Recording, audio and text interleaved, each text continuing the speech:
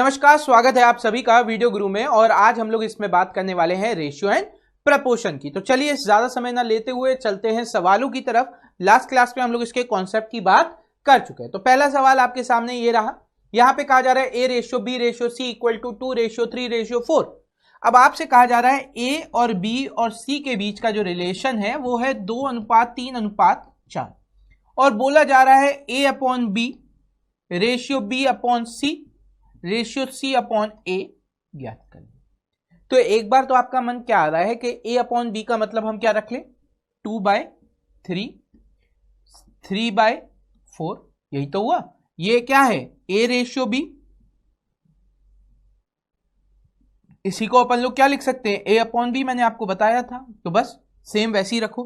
2:3 3:4 और ये कितना हो जाएगा, सी मतलब 4 और ए मतलब 2। सिंपल।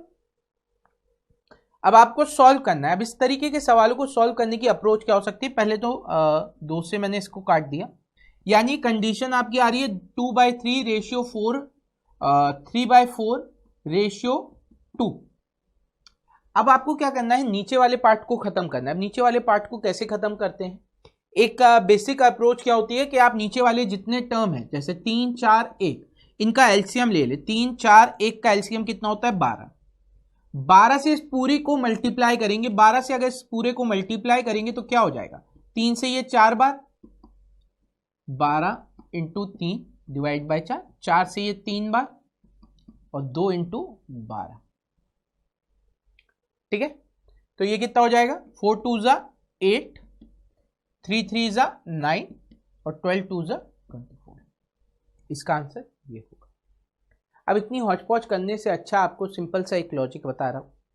जब भी इस तरीके का सवाल आए जहां पे ऊपर नीचे दोनों बराबर तरीके के रेशियो में दे रखा हो, डिग्री बराबर हो, आप क्या करो, ए की जगह 2 रखो, यानी ए की वैल्यू ए की जगह, बी की वैल्यू बी की जगह, बस सिंपली, है ना। अब आपको क्या करना है, देखो बहुत सिंपल सा ट्रिक बता रहा हूं, आपको हमेशा काम करेगा। क्या करना है, अगर मुझे इसके नीचे वाली वैल्यू खत्म करनी है, आप कुछ मत करो, 2 लिखा है ऊपर वाली वैल्यू, बाकी दोनों की नीचे वाली वैल्यू, बाकी दोनों की नीचे वाली वैल्यू। अब इसके ऊपर वाली वैल्यू चाहिए, यानी इस 4 को छोड़ दो, ऊपर लिखा है 3, बाकी दोनों की नीचे वाली वैल्यू। यहां पे 4 है, बाकी दोनों की नीचे वाली वैल्यू, यानी 3 इंटू 4। अब आप देखेंगे 2 सब जगह कॉमन आ रहा है, 2 से इसको इक्वेशन को डिवाइड कर दिया। अब आप देखिए यहां पे क्या हो जाएगा, 2 इंटू 4 8, 3 इंटू 3 9 और 2 इंटू 3 6, 6 इंटू 4 24। वही रेशियो आ गया। आप इस अप्रोच के साथ बड़ी जल्दी ये सवाल कर सकते हैं। बढ़ते हैं अगले सवाल की तरफ। अगला सवाल कह रहा है 12.5% ऑफ ए। अब 12.5% ऑफ ए का मतलब क्या हो जाएगा, 1/8 of a equal to 2.5 of b. 2.5 को हम क्या लिख सकते हैं, 5/2। 2.5 का मतलब होता है 5/2 ऑफ बी इक्वल टू सी का 1/3। सी का 1/3। अब देखिए ये रेशियो क्या बन गया, यहां से आपका रेशियो बना ए अपॉन बी बराबर हो गया 5 इंटू 8, है ना।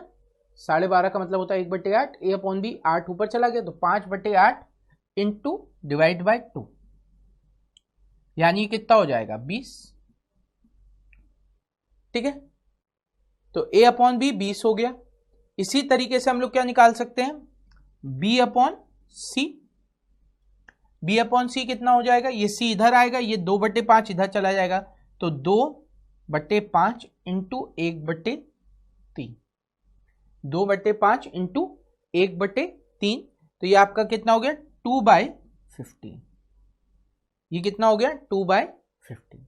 अब आपको क्या पता चला, आपको पता चला ए रेशियो बी बराबर है 20:1 के। ठीक है, 2.5 मतलब 5/2 है, 20:1। बी रेशियो सी बराबर है 2:15 के। बी रेशियो सी बराबर है 2:15 के। हमें क्या पता है, बी सेम करना है। बी सेम करना है तो 2 का मल्टीप्लाई कर दो, तो वैल्यू कितनी हो गई, जब ये 40 होगा तो बी 2 होगा और जब बी 2 होगा तो ये 15 होगा। इस तरीके से रेशियो बन जाएगा। ठीक है, तो हमने कुछ नहीं किया, हमने जो वैल्यूज थी उनको पुट किया, ए बी और बी सी का रेशियो निकाला, देन जो भी हमने मेथड सीखा है वो अप्लाई किया, आंसर आ जाएगा। एक और सवाल देखते हैं। यहां पे क्या बोला जा रहा है, ध्यान से देखिए, ए रेशियो बी 4:5 है, बी रेशियो सी 2:3 है। बैलेंस करना है ए रेशियो बी रेशियो सी में।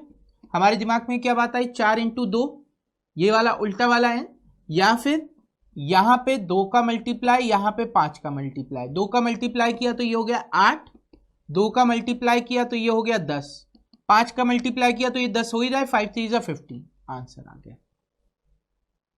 सही है, तो बड़ी आसानी से आप इसे कर सकते हैं। उल्टा इन बना के भी करेंगे तो ये हो जाएगा 4 2 8, 5 2 10, 5 3 15।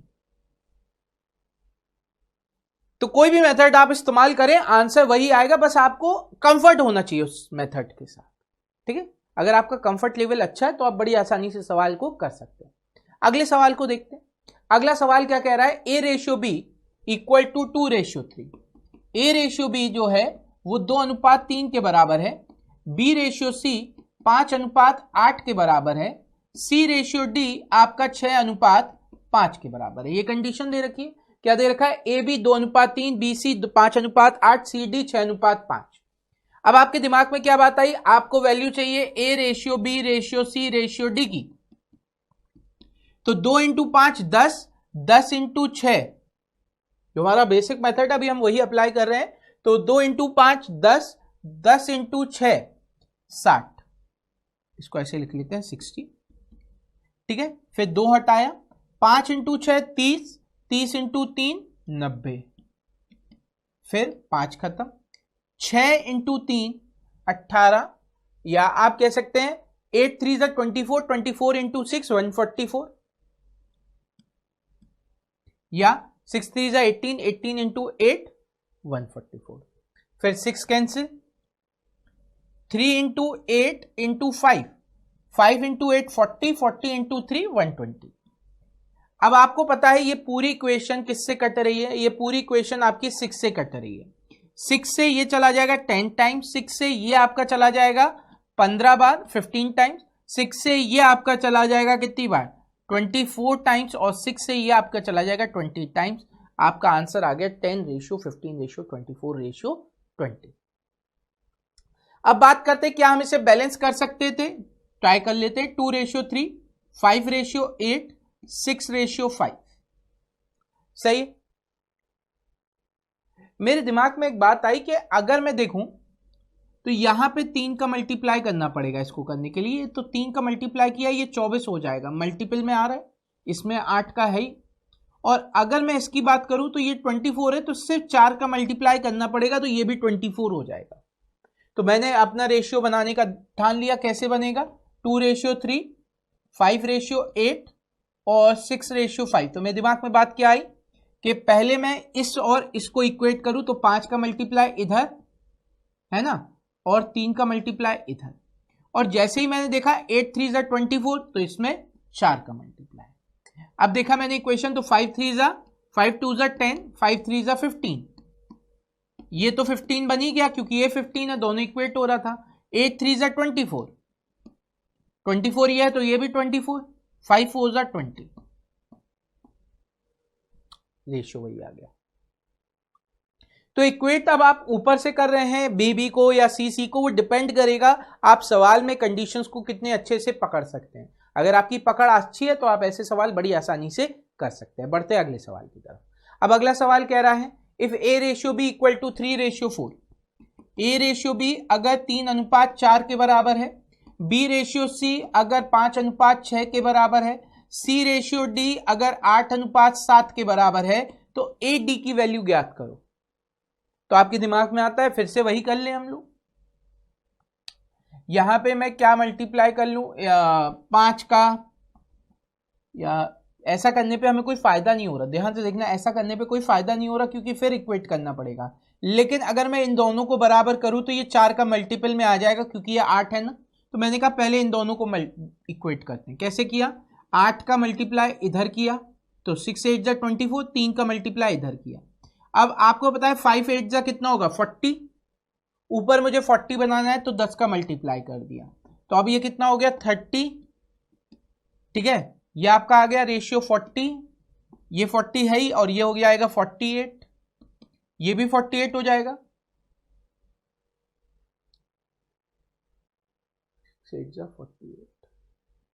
यहां पे 6 का मल्टीप्लाई होगा, 3 का क्यों कर दिया, यहां पे आपका 6 का मल्टीप्लाई होगा, तो 6 8 जा 48 और 7 6 जा 42।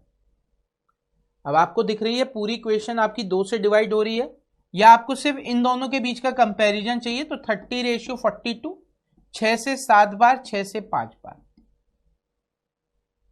6 से 7 बार, 6 से 5 बार। या अगर आप इसे और आसानी से करना चाहें, इससे भी आसान करना चाहें, तो आप देखिए इसका मतलब A रेशियो B का मतलब होता है A upon b, B ratio C का मतलब होता है B अपॉन C, और C रेशियो D का मतलब हो जाएगा C अपॉन D। यानी अगर आप देखें तो B से B कैंसिल, C से C cancel, A upon D बचा, और यही हमसे पूछा जा रहा है। तो अब हमें क्या पता चला, अगर पहले वाले सारे रेशियो ले लिए जाए, यानी पहले मिक्स रेशियो के फॉर्म में ले लिया जाए पहले वालों को, है ना, तो आपकी बात क्या आएगी 3 इंटू 5 इंटू 8, और नीचे क्या हो जाएगा 4 इंटू 6 इंटू 7। अब आपको पता है 3 8 जा 24, 4 6 जा 24, कैंसिल आउट हो गया, A और D आ गया 5/7 आंसर। तो अगर आपको A और D पूछा जाए, आप डायरेक्टली ये कॉन्सेप्ट लगा सकते हैं, आपका आंसर आ जाएगा। चलिए बढ़ते हैं अगले सवाल की तरफ, देखते हैं अगला सवाल क्या है। अगला सवाल उसी तरीके का सवाल है जो भी हम लोग कुछ देर पहले ट्राई कर रहे थे। वहां पे 3 क्वांटिटी थी, यहां पे 4 है, यानी 4 वेरिएबल्स एक दूसरे पे डिपेंडेंट है।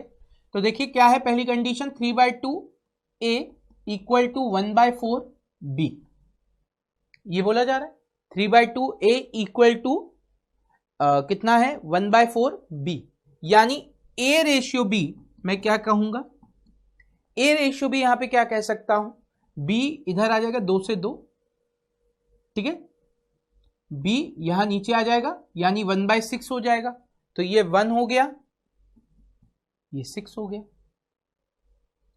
यही हो रहा है। A ratio B 3/2 of A equal to 1/4 of B, तो हम क्या कहेंगे, ये 4 से 2 बार जाएगा 2, और 3 नीचे जाएगा तो 1/6 हो जाएगा, ठीक। अच्छा 1/4 ऑफ B क्या कहा जा रहा है, 1/4 ऑफ B बराबर है 4/3 ऑफ C, तो B अपॉन C यहां पे हम लिख ले रहे हैं, B रेशियो C, ये कितना हो जाएगा, आप देखिए 4 ऊपर चला जाएगा, तो ये आपका आ जाएगा 4 4 जा 16, और ये आपका आ जाएगा 3, ठीक है। अच्छा फिर क्या कह रहे हैं, C इक्वल टू तो 4/3 of C, 4/3 of C equal to 1/2 of D, तो D आपका C अपॉन D ये हो गया, 3 ऊपर चला गया, 4 नीचे आ गया, ये 3/8 हो गया, ये कितना हो गया 3/8, तो C रेशियो D आपका हो गया 3:8। अब आपको पता है C कॉमन है दोनों जगह, C 3 आ रहा है दोनों जगह, तो कोई वैसी बात है ही नहीं, गई आराम से हो सकता है ना।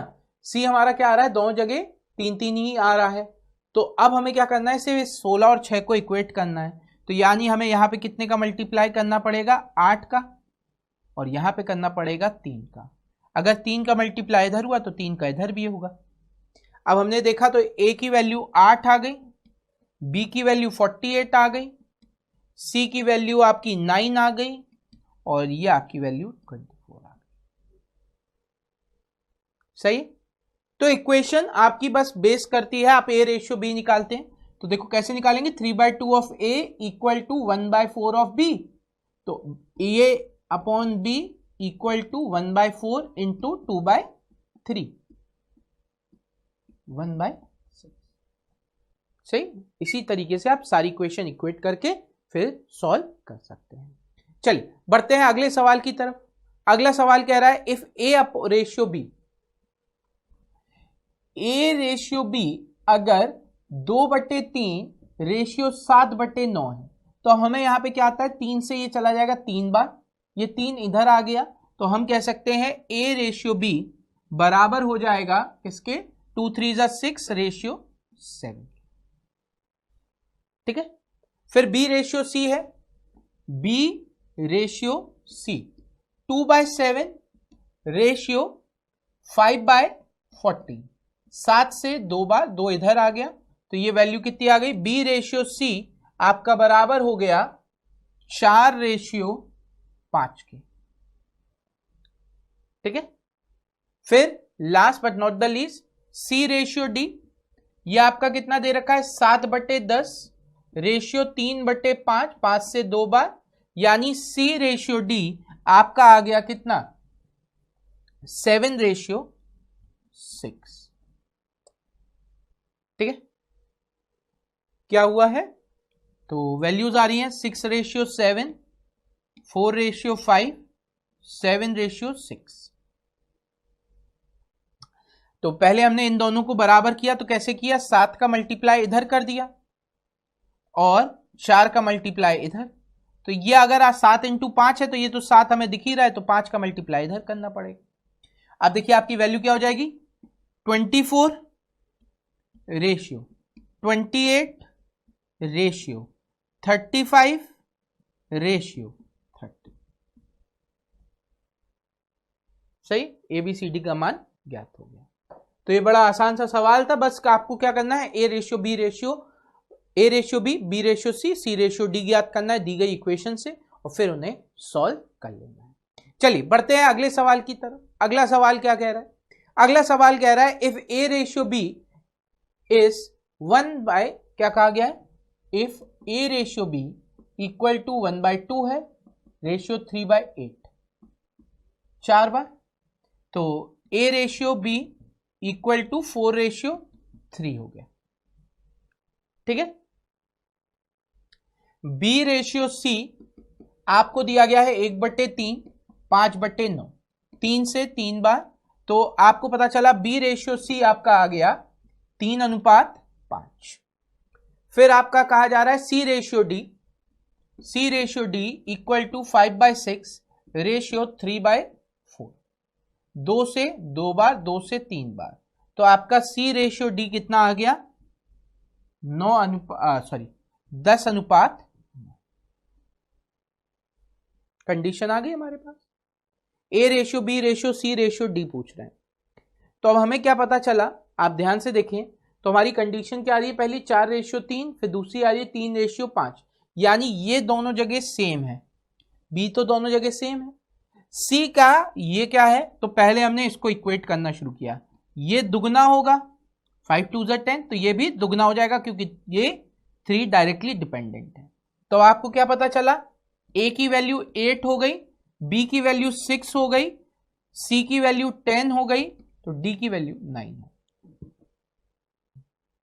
ठीक है, आप चाहे तो इसको लाइन मेथड से भी कर सकते थे। ये कितना आ रहा था, 4 रेशियो 3, 3 रेशियो 5, 10 रेशियो 9, तो आपने मल्टीप्लाई किया, तो ये 4 into 3 into 10 ratio 3 into 10 into 3 ratio 5 into 10 into 5 into 9 3 और 5 इंटू 3 इंटू 9। आप इसे सॉल्व करेंगे, आंसर आ जाएगा। तो 15 से पूरी इक्वेशन डिवाइड कर दें, 5 3 जा 15, 5 3 जा 15,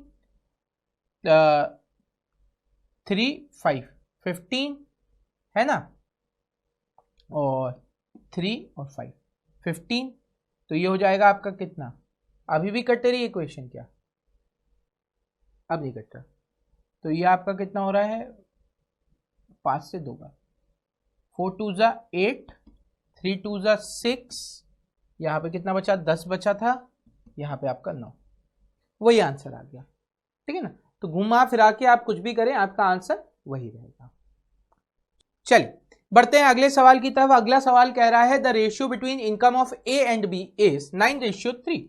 ए और बी की इनकम जो है वो 9:13 है, and between the income of b and c is, और जो बी और सी का रेशियो है इनकम का वो कितना है, 4:7.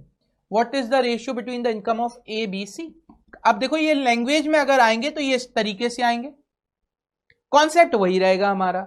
हमने क्या किया, 4 का मल्टीप्लाई इधर कर दिया, 13 का मल्टीप्लाई इधर कर दिया, तो ये हो गया आपका 9 4 36 है ना, और 13 4 52,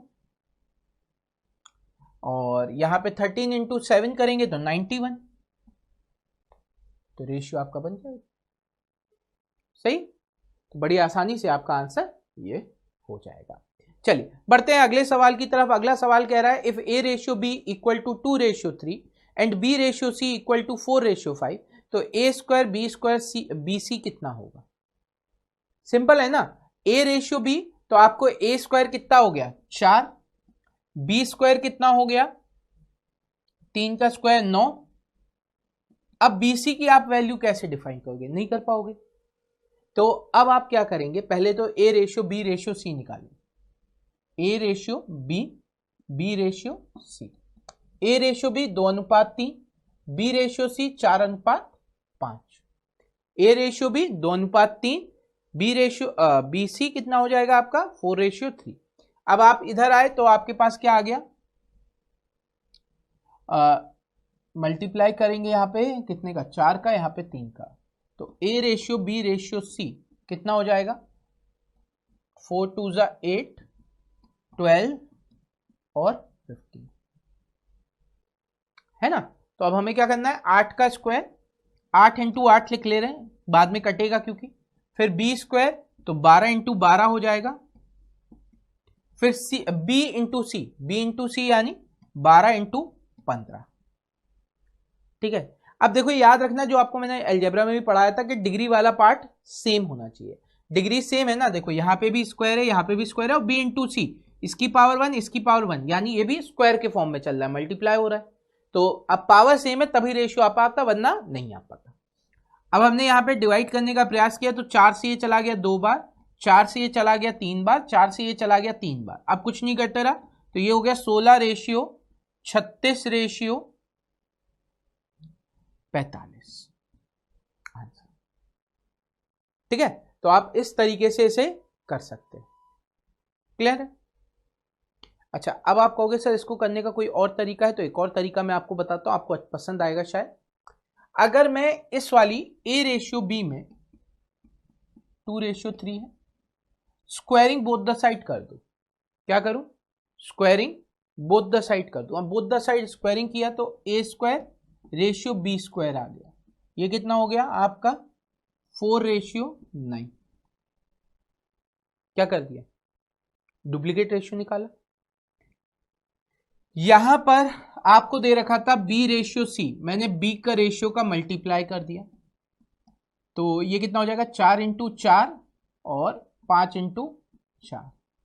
तो अब मेरे पास कितना आ गया b square ratio B c, तो ये कितना हो जाएगा 4 इंटू 4 16 और 5 इंटू 4 20। फर्क कुछ पड़ा नहीं, लेकिन कैलकुलेशन के हिसाब से आप देखिए, या आप चाहें तो फिर अगर इसे सॉल्व करें, क्योंकि 4 से 4 कैंसिल हो सकता है, तो 4 5 में भी रख सकते हैं। तो यहां पे अगर मैं जाऊंगा तो ये हो जाएगा 16, ये आपका कितना हो जाएगा 36, और ये आपका हो जाएगा 45। यही आ रहा था आंसर, आप सिंपली वही कर सकते हैं, है ना। तो बड़ी आसानी से आपने वही वैल्यूज निकाल ली। तो कई बार आप रेशियो को भी उस फॉर्मेट में चेंज कर सकते हैं और फिर उनको रिलेशन फाइंड आउट कर सकते हैं, या डायरेक्टली उनकी वैल्यूज पुट करके तब भी कर सकते हैं। चलिए बढ़ते हैं अगले सवाल की तरफ। अगला सवाल क्या कह रहा है, अगला सवाल कह रहा है if A ratio b plus c equal to 1:3। क्या कहा जा रहा है, ए ratio b plus c equal to 1:3, जबकि c ratio a plus b बराबर है 5:7 के। B ratio a plus c कितने के बराबर होगा। बहुत ही प्यारा सा सवाल है। अब देखिए इसको कैसे करेंगे, अप्रोच क्या होगी। आपको पता है, देखो अगर मैं इसको पहली कंडीशन को लूं तो इसको ए अपॉन बी प्लस सी के फॉर्म में लिख सकता हूं, ए अपॉन बी प्लस सी के फॉर्म में बराबर लिख सकता हूं। तो मैं कहूं अगर मैं इन दोनों को ऐड कर दूं तो मेरे पास क्या आएगा, a plus b plus c. इसी तरीके से अगर मैं कहूं c upon a plus b और इनको अगर मैं ऐड कर दूं तो मेरे पास आ जाएगा a प्लस बी प्लस सी। तो पहले केस में a प्लस बी प्लस सी की वैल्यू है 4, पहले केस में a प्लस बी प्लस सी की वैल्यू क्या है 4, 1 और 3 4। जबकि दूसरे केस में यही वैल्यू कितनी हो जाएगी, दूसरे केस में यही वैल्यू हो जाएगी 5 प्लस 7 12। अब हमें पता है a प्लस बी प्लस सी का टोटल होना चाहिए बराबर, बराबर होने का मतलब है अगर यहां 12 है तो वहां पे भी 12 होना चाहिए। पहले केस में मैंने पहले केस में 3 का मल्टीप्लाई कर दिया, पहले केस में 3 का मल्टीप्लाई कर दिया, तो मुझे पता चला a अपॉन बी प्लस सी बराबर हो गया 3/9 के। अब मुझे यहां से क्या पता चला कि a प्लस बी प्लस सी अगर 12 है, a प्लस बी प्लस सी अगर 12 है तो उसमें a कितना है, a उसमें 3 भाग है, बाकी 9 भाग b प्लस सी है। दूसरी कंडीशन देखी तो हमें पता चला c upon a plus b, c upon a plus b 5/7 है, तो हमें क्या पता चला कि यहां पर आपका b 5 होगा। अच्छा c कैसे निकालेंगे, अब यहां पे अगर मैं देखूं तो a प्लस बी 7 के बराबर, सॉरी c 5 होगा, c 5 है, सॉरी c ऊपर है ना, तो b कैसे निकालेंगे, a प्लस बी 7 के बराबर, a की वैल्यू हमें यहां से पता चली 3, तो 7 में से 3 हटा दिया, b की वैल्यू आ गई 4। देखो 3 प्लस 4 7, 7 प्लस 5 12, कंडीशन सेटिस्फाई हो रही। देखो a की वैल्यू 3 है, b प्लस सी 4 प्लस 5 9, c की वैल्यू 5 है, b की वैल्यू 4 होगी, तो a 3 b 4, 3 प्लस 4 7, तो आपका क्या आ गया 3 प्लस 4 7 प्लस 5 12। हमारे पास सारी कंडीशन सेटिस्फाई। अब क्या पूछा जा रहा है, b ratio a plus C, b ratio a plus C कितना हो जाएगा, b की जगह हम क्या रख सकते हैं, b की जगह हम रखेंगे कितना 4 और नीचे a प्लस सी यानी 3 प्लस 5 8, रेशियो हो जाएगा 1/2, रेशियो हो जाएगा 1/2। क्लियर है, चलिए तो इतनी बात क्लियर हो गई होगी। अब बढ़ते हैं अगले पार्ट की तरफ जो आपका कहलाता है प्रपोर्शन। अब मन में आता है प्रपोर्शन क्या होता है या सम अनुपात क्या होता है। तो जो रेशियो करता है दो क्वांटिटीज के बीच में, अगर दो रेशियोज के बीच में भी वही चीज लग जाए, यानी आपसे कहा जाए a रेशियो b जो है वो b रेशियो c के या c रेशियो d के, ये दोनों वैल्यूज अगर बराबर है यानी a अपॉन बी बराबर है c अपॉन डी की, ये जो रेशियोज हैं अगर वो बराबर होते हैं यानी सम अनुपात है, समान अनुपात है, तो उसे हम लोग प्रपोर्शन कहते हैं। और इनके बीच में ये साइन लगा देते हैं, इनके बीच में ये साइन लगा देते हैं जो हमें बता देता है ये प्रपोर्शनल है। ठीक है, तो ये हमें क्या बताता है, दो रेशियोज आपस में कैसे इंटरलिंक्ड है। अब यहां पे हमारे कुछ टाइप्स ऑफ प्रपोर्शन आते हैं। अभी टाइप ऑफ प्रपोर्शंस क्या है, पहला आपका आता है फर्स्ट प्रपोर्शन यानी प्रथम अनुपात। तो अगर आपके पास कभी भी कोई दो टर्म दिए गए हैं a और b, तो ये आपका कहलाता है फर्स्ट प्रपोर्शन और ये कहलाता है आपका सेकंड प्रपोर्शन। ठीक है, प्रथम अनुपात द्वितीय अनुपात। इस द्वितीय अनुपात को हम लोग एक और नाम से जानते हैं जिसे हम लोग कहते हैं मीन प्रपोर्शन या मध्य अनुपात। द्वितीय अनुपात को यूजुअली हम लोग मीन प्रपोर्शन या मध्य अनुपात कहते हैं जब, कब, ये भी सुन लो, जब आपके पास तीन टर्म हो, मान लीजिए ए बी सी, तो ये जो सेकंड प्रपोर्शन है, ये फर्स्ट, ये सेकंड, ये थर्ड, ये जो बीच वाला नंबर होता है सेकंड प्रपोर्शन, ये मीन प्रपोर्शन का काम करता है। अब ये मीन प्रपोर्शन क्या बताता है, ये मीन है, मध्य है, यानी ए बी और सी, ए से बी जितना ज्यादा हो बी सी से उतना ही कम हो, यानी उनके बीच में आ रहा हो, एग्जैक्टली मिडिल में आ रहा हो, तो ये आपका हो जाता है मीन प्रपोर्शन। अब इसको हम कैसे सॉल्व करते हैं, अगर मैं आपसे कहूं a रेशियो b प्रोपोर्शनल है b रेशियो c के, इसका मतलब हो गया a upon B equal to b upon C के है, तो b इधर चला जाएगा, तो b square equal to A C के बराबर, तो b आपका मीन प्रपोर्शन है, तो A C, b equal to under root में ए सी। तो मीन प्रपोर्शन अगर कभी भी पूछा जाए तो आप कह सकते हैं b equal to under root में ए सी। चलिए, तो इसके बाद क्या आएगा, थर्ड प्रपोर्शन। थर्ड प्रपोर्शन वही केस है, ए बी सी ये तीनों प्रोपोर्शनल होगा, ये तीनों प्रोपोर्शनल होगा। अब ये तीनों प्रोपोर्शनल है तो हमें पता है ए अपॉन बी बराबर है बी अपॉन सी के। तो अब आपको सी की वैल्यू चाहिए, तो सी की वैल्यू क्या हो जाएगी, बी स्क्वायर अपॉन ए। सी की वैल्यू क्या हो जाएगी, बी स्क्वायर अपॉन ए। आगे बढ़ते हैं, फिर आपका आता है फोर्थ प्रोपोर्शन यानी चतुर्थ अनुपात।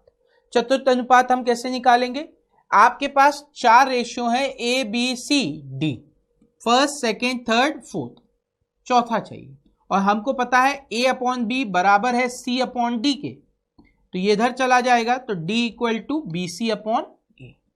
तो फोर्थ प्रोपोर्शन क्या हो जाएगा, B C upon A. Fourth proportion B C upon A हो जाएगा। यहां पे एक कंडीशन और आती है A D equal to B C, यानी अगर दो रेशियोज प्रोपोर्शनल है, ए ratio B proportional to B ratio C ratio D, तो हम क्या कहेंगे, बाहर वालों का प्रोडक्ट जो होगा, बाहर वाले रेशियो का जो प्रोडक्ट होगा वो अंदर वाले रेशियो के प्रोडक्ट के बराबर होगा। बाहर वाले रेशियो का जो प्रोडक्ट होगा वो अंदर वाले रेशियो के प्रोडक्ट के बराबर होगा। तो ये आपका आ गया चतुर्थ अनुपात यानी फोर्थ प्रोपोर्शन। क्लियर। अब यहां पे कुछ टर्म आते हैं जिन्हें हम कहते हैं कोपेंडो एंड डिवेंडो। क्या कहते हैं, कोपेंडो एंड डिवेंडो। कोपेंडो एंड डिवेंडो होता क्या है, सी एंड डी का इस्तेमाल करते हैं। जब भी हमें कोपेंडो लगाना होता है, इसको हम लोग क्या करते हैं, मान लीजिए आपके पास ए अपॉन बी है, एक रेशियो है जो प्रोपोर्शनल दिया गया है सी रेशियो डी के। ए रेशियो बी है जो प्रोपोर्शनल दिया गया है सी रेशियो डी के। तो आपके दिमाग में क्या बात आती है कि अगर मैं यहां पे लिख दूं A plus B upon B, तो ये बराबर होना चाहिए C plus D upon D के। A plus B upon B equal to C plus D upon D के। रख के देखिए, अगर मेरे पास एक कंडीशन है कि 2:4, ठीक है, या 2:3 और यहां पे मैंने ले रखा है 4:6, ठीक है, दोनों बराबर है, यही कंडीशन है। 2/2:3 बराबर है 4:6 के। तो अगर मैं यहां पे लिखूं 2 + 3 divide by 3 equal to 4 + 6 divide by 6, कोई फर्क पड़ा, देखिए यहां पे आ जाएगा 5/3, यहां पे आ रहा है आपका 10/6, यानी ये भी 5/3, बात वही रही, सही है। अच्छा, अब कोपेंडो एंड डिवेंडो अगर साथ में लगता है तो क्या होता है, कोपेंडो एंड डिवेंडो अगर साथ में लगता है इसे सी एंड डी कहते हैं। यहां पे क्या हो जाता है, अगर आपके पास दे रखा है A upon B equal to C upon D, तो आप सीधे सीधे कह देते हैं A plus B upon B A minus B बराबर हो जाएगा C plus D upon C minus D. ये आपका अगर एक साथ लग रहा होगा तो ये इस तरीके से वर्कआउट करता है। चलिए अब कुछ सवाल देख लेते हैं इन पर। पहला सवाल, what is the first proportion of 5 and 4? 5 और 4 का प्रथम अनुपात ज्ञात करें, यानी कि ये 5 है, ये 4 है, और इससे पहले आपका a होना चाहिए, a/5, इस तरीके से चले। तो a की वैल्यू क्या हो जाएगी, a upon 5 equal to 5 upon 4। तो a की वैल्यू हो गई 5 का स्क्वायर 25 डिवाइड बाय 4, या आप कह सकते हैं 6.25, है ना, 6.25 फर्स्ट प्रोपोर्शन आ गया। चलिए दूसरा सवाल, what is the mean proportion for 4 and 9? 4 और 9 के लिए मीन प्रोपोर्शन क्या होगा? तो मीन प्रोपोर्शन अभी बताया था, अंडर रूट में 4 × 9, ए और सी है, बी चाहिए तो 4 × 9 कर देंगे, तो ये आपका 36 आ गया, रूट के बाहर वैल्यू आ गई 6, रूट के बाहर वैल्यू आ गई 6, ठीक है। चलिए बढ़ते हैं अगले सवाल की तरफ। अगला सवाल क्या कह रहा है, what is the third proportion for 3 and 6? 3 और 6 के लिए तृतीय अनुपात क्या है? अब तृतीय अनुपात ज्ञात करना है 3 और 6 के लिए, तो हमारे दिमाग में बात क्या आई कि c किसके बराबर होता है, b² अपॉन a के। तो आप क्या करेंगे, 6 का स्क्वायर यानी कि 36 डिवाइड बाय 3, 36 डिवाइड बाय 3 यानी 12, ठीक है। चलिए अगर हम लोग बात करें तो आप देखिए ऐसे एग्जाम में बहुत कम सवाल आते हैं और बहुत आसान सवाल हो गए, अब ये ऐसे आते भी नहीं, पर हमें पता होना चाहिए एग्जाम में ऐसे सवाल आ सकते हैं या ये होता क्या है। चलिए तो अगला सवाल देखते हैं। यहां पे कहा जा रहा है what is the fourth proportion for 4, 5 and 12। Fourth proportion हमें पता है कैसे आएगा, 12 इंटू 5 डिवाइड बाय 4, यानी b इंटू सी अपॉन ए। ये किसके बराबर होता है, डी के, फोर्थ प्रपोर्शन। तो 12 इंटू 5 डिवाइड बाय 4, 4 से चला गया 3 बार, 5 3 जा 50। आप रख के देखिए 4/5 इक्वल टू 12/डी, 4 से 3 बार, डी की वैल्यू हो गई 5 3 जा 50। सही। तो इस तरीके से आप इसका चतुर्थ अनुपात भी निकाल सकते हैं। चलिए तो आज के सेशन को बस इतना ही रखते हैं। उम्मीद करते हैं ये जो भी हमने आपको बताया वो आपको पसंद आया होगा। आज के सेशन में आपके कुछ डाउट्स क्लियर हुए होंगे। अगर ऐसा हुआ है तो वीडियो गुरु के बारे में अपने दोस्तों के साथ शेयर करें, उन्हें भी बताएं वीडियो गुरु के बारे में, ताकि ज्यादा से ज्यादा बच्चे हमारे साथ जुड़ सके। पर अभी के लिए हमें दीजिए इजाजत। Thank you everyone, have a great day and enjoy yourself.